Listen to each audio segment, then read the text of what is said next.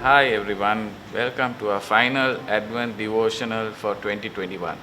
This is Michelle and I'm Robin. This week we have been looking at one of the attributes of Jesus, and that is Him being our Prince of Peace. Let's look at our scripture verse for today. Luke chapter 2 verse 14. Glory to God in the highest heaven, and on earth peace to those on whom His favor rests.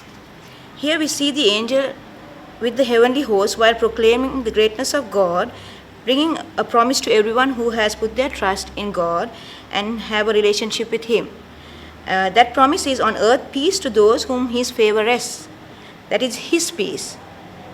Peace, as defined in the dictionary, is freedom from disturbance, being in a state of tranquility or quietness, and that is experiencing calmness, silence, and stillness. This is the peace that the world knows and they look for, but which Jesus did not promise this peace to us as His people. In John 14:27, Jesus said to His disciples, "Peace I leave with you, my peace I give you. I do not give to you as the world gives. Do not let your hearts be troubled and do not be afraid." Then again in John 16:33, Jesus tells His disciples, "I have told you these things so that in me you may have peace. In this world you will have trouble, but take heart, I have overcome the world." I can relate to that. When we were in the Middle East, there were instances where our peace was disturbed, whether it was to do with visas, or whether it was to do with my business, or job for Michelle, children's education, all those things. The enemy just tried to disturb our peace. But I can tell you this, as Jesus said, He is the Prince of Peace. He gave us a complete rest, even through times of trouble. So this is something which I would like to encourage you all, to find peace, that inner peace that we can get only from Jesus. Yeah, that's very true. I mean, as His favored people, when we surrender our lives to Him, to Jesus, accepting Him as our Lord and Savior, we will still face trials and troubles throughout our lives. But Jesus has promised us His peace. That is the real peace, not like the world offers us.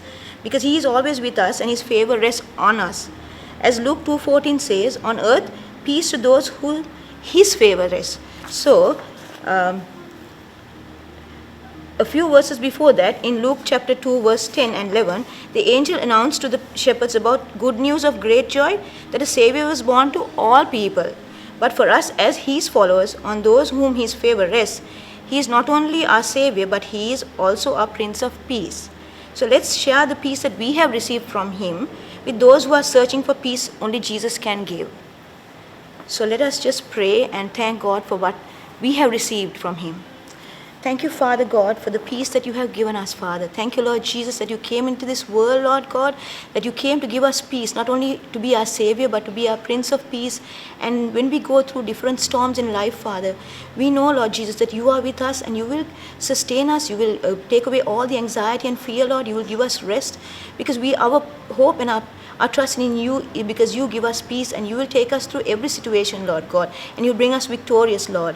So as we celebrate Christmas, help us to share this peace, the peace that you have given us with the world that is hurting and helpless and hopeless, and that they will find you and find peace from you, Lord God. In your precious and mighty and matchless name, Lord Jesus, we pray.